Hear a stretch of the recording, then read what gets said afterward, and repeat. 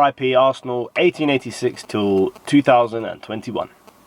That's how it feels anyway. And it's not just for Arsenal, to be fair, it's for a lot of other clubs. Liverpool supporters have put out banners today at Anfield regarding the news yesterday that broke about this European Super League. It's a bit of a depressing day, if I'm honest, today, because of everything that sort of happened over the last couple of days, especially with the club. And then for this announcement to come out yesterday, for football fans in general, it's a massive kick in the teeth. Massive kick in the teeth. And I'll get into it. Listen, if you're new to the channel, hit the subscribe button, hit the notification bell. Every time I upload a video, you will be notified. Follow me on Twitter, Mr. CJ Wright, and also on my podcast, which is Kringle Talks Football. Get me to 100 subscribers. I'm on the road to 100 subscribers. Get this video some likes as well. It pushes up the subscriptions and the availability to people. So I'm not going to do an intro because we're just going to get straight into it. I'm going to read the statement here, which was put out by Arsenal and obviously all the other 11 clubs that are involved in this European Super League. Which was from Arsenal. Basically said, we have joined 11 European clubs as founding members of a new midweek competition, the European Super League. It goes on to say 12 of Europe's leading football clubs have today come together to announce that they have agreed to establish a new midweek competition, the European Super League, governed by its founding clubs.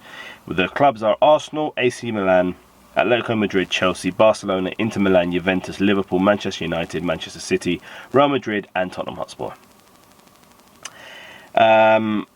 The longs and shorts of it, the formation comes at a time when the global pandemic, I'm not even going to read that because that's just an insult to everything that this season has happened because of this bloody pandemic. The competition format, 20 participating clubs with 15 founding clubs and a qualifying mechanism for a further 5 teams to qualify annually based on achievements in the prior season. Midweek fixtures, all participating clubs continue to compete in their respective national leagues. An August start with clubs participating in 2 groups of 10 playing home and away fixtures, with the top 3 clubs in each of the groups will automatically qualify for the quarterfinals, and then the clubs finishing in 4th and 5th will then compete in a 2-legged playoff for the remaining quarterfinal positions, and then so on and so forth. The annual tournament will provide significantly greater economic growth and support for European football via a long-term commitment to uncapped solidarity payments, which will grow in line with league revenues. The current European competition is, I don't know how much exactly it is, but the European Super League are expected to be in excess of 10 billion euros during the course of the initial commitment period of the clubs.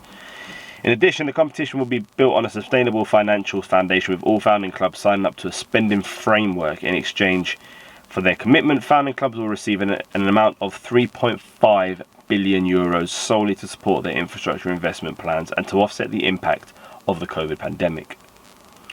And then it's just a couple of statements from Florentino Perez, who's the Real Madrid president and first chairman of the Super League.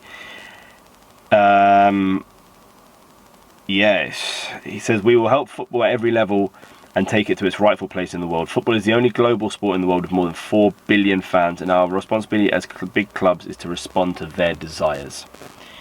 Now, I speak as one fan out of those 4 billion, and I've seen on Twitter, and I've seen on Facebook, and I've seen from various other fans from this 4 billion sets of fans, no to European Super League. That's what we are saying. Because breaking it down, what they're saying is, Arsenal, for instance, let's say, we've got 3 more games to play in the Europa League to potentially finish in a Champions League spot. Now, what happened this season is, who knows? But that is a road into the biggest cup competition, club cup competition in the world. The chance to be amongst the group of elite teams, but you've earned your right to be there.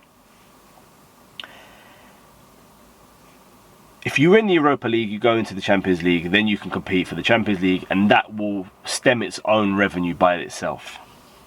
What you're then basically saying is, to move away from this is, A, you're not going to be in the Europa League, you're not going to be in the Champions League because of this. FIFA, UEFA and the FA are having conversations, discussions about removing all of these clubs from their domestic leagues.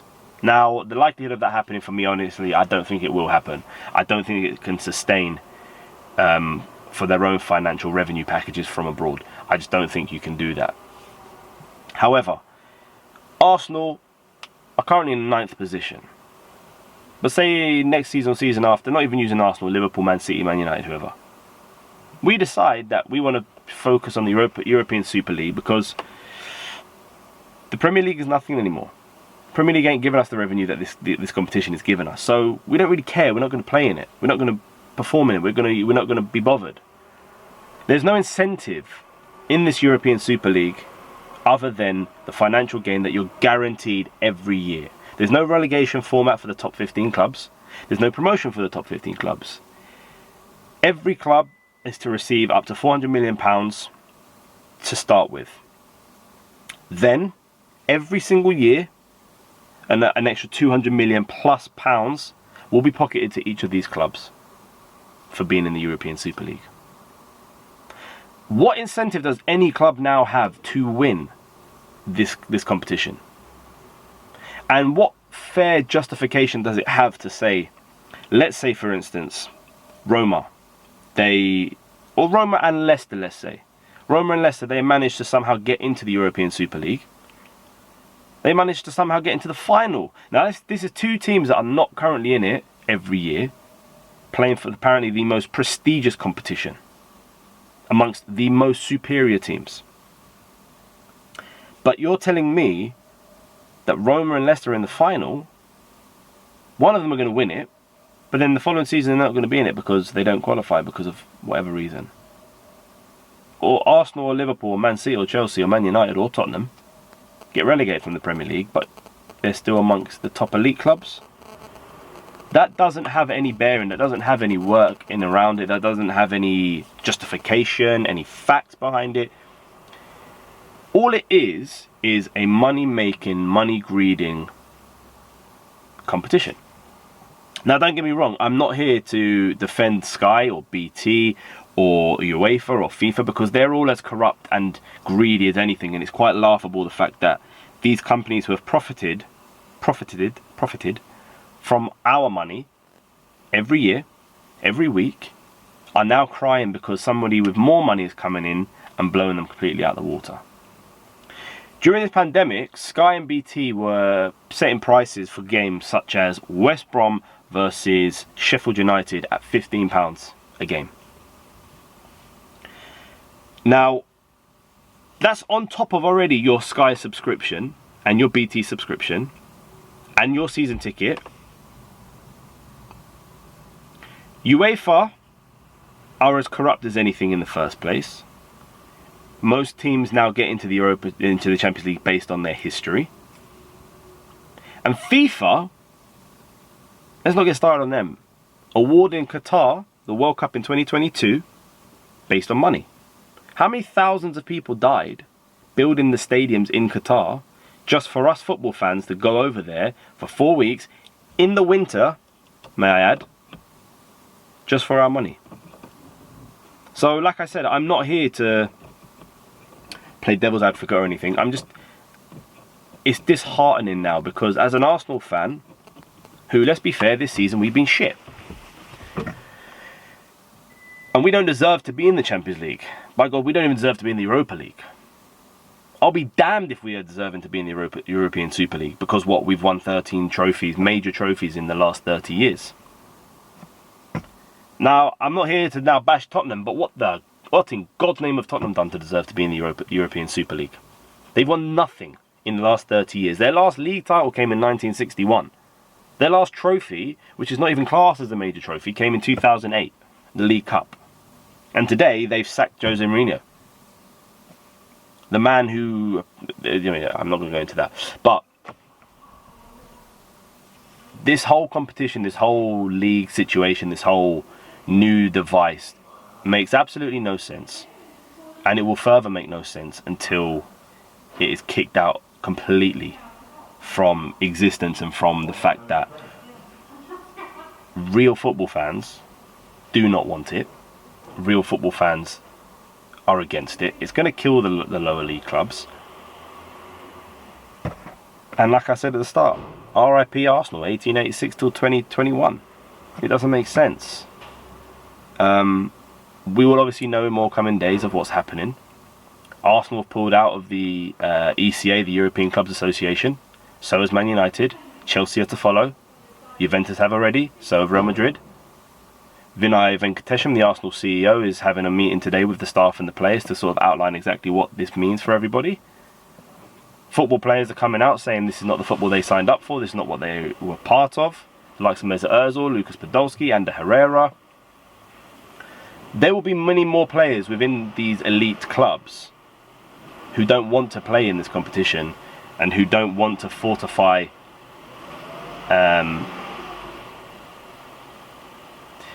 their club competition. You know, like I said, rumours of us being kicked out of the Premier League. You know? As a football fan, as a Man United fan, Man City, Chelsea, Arsenal, Tottenham, Liverpool, are you happy within yourselves to never ever again see your football club win the Premier League? That's the question you've got to ask. To never see your football club win the FA Cup, the most historical football cup competition in the UK. Fans of Real Madrid, Barcelona, to never see your club win La Liga, Copa del Rey, because you're not allowed to compete in domestic competitions. The UEFA chairperson, Seferin, has just come out today and just said any players wishing to participate in this European Super League will not be able to participate for their national clubs. They will not be able to participate in the Euros, nor will they be able to participate in the World Cup. And another bit of news today has come out that all these clubs, especially the English clubs, well, all of them, have committed to 23 years of this. That is a big statement to make. And it's just, again, ruining football. Chelsea have also come out, like I mentioned about earlier, Arsenal coming out today saying that they're going to talk to their players. Thomas Tuchel has confirmed in his press conference just now, literally, to say that his players will be spoken to by the club officials as to what the plan going forward is. But I can guarantee there'll be more players that are not in line with this. So guys, what I'm going to do is I'm going to leave it there. Like I said, this is just a really, really shit day, you know, as a football fan. If you're new to the channel, like I said, hit the subscribe button, hit the notification bell every time I load a video, you'll be notified. Follow me on Twitter, follow me on my podcast journey as well. Get me to 100 subscribers. And guys, until next time, let's hope this doesn't affect our performances. But right now, who cares? Because it won't affect it. Because it doesn't affect what the end result is now. So, until next time guys, take care. I'll see you soon.